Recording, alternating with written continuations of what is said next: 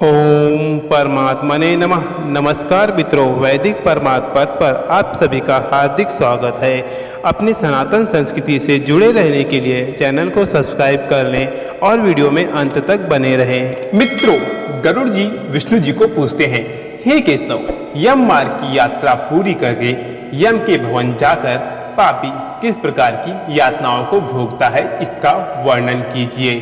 तब विष्णु जी कहते हैं, हे विनाता के पुत्र गरुड़, मैं नरक यातना को आदि से अनंत तक कहूंगा। सुनो, इसे सुनने मात्र से तुम कांप उठोगे। हे गरुड़, बहुभूतिवीर के बाद 44 योजन में फैला धर्मराज का विशाल पुर है। हाहाकार से परिपूर्ण इस पुर को देखकर वह पापी प्राणी क्रंदन करने लगता है। उसके क्रंदन को सुनकर यमपुर में विचरण करने वाले यम के गण प्रतिहार के पास जाकर उस पापी के विषय में बताते हैं। धर्मराज के द्वार पर प्रतिहार स्थित रहते हैं।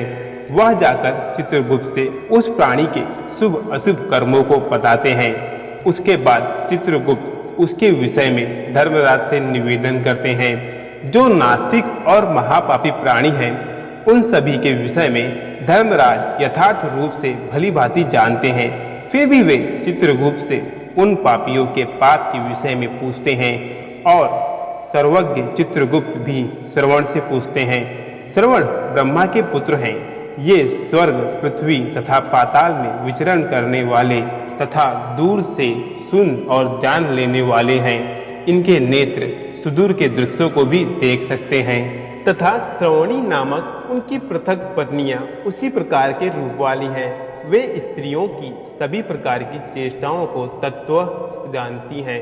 मनुष्य छिपकर अथवा प्रत्यक्ष रूप से जो कुछ भी करता है, वह सब श्रवणिया चित्रगुप्त से बताते हैं। वे श्रवण और श्रवणिया धर्मराज के गुप्तचर हैं, जो मनुष्य के मानसिक, वाचिक और कार्य शुभ अशुभ कार्यों को ठीक ठीक जानते हैं। मनुष्य और देवताओं के अधिकारी वे श्रवणिया सत्यवादी हैं।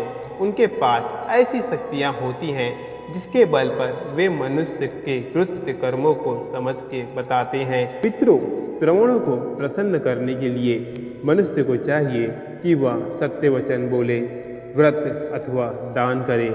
जो मनुष्य ये सब करते हैं, श्रवण उनसे प्रसन्न रहते हैं और उनके प्रति सौम्य तथा स्वर्ग प्रदान करने वाले हो जाते हैं। वे सत्यवादी श्रवण पापियों के पाप कर्मों को जानकर धर्मराज के सम्मुख यथार्थ कह देने के कारण वह पापियों के लिए दुखदायी हो जाते हैं। मित्रों, सूर्य, चंद्रमा, वायु, अग्नि, आकाश, भूमि, जल, हृदय, यम, दिन रात, दोनों संध्याएं और धर्म, ये सभी मनुष्य के वृत्तांतों को जानते हैं।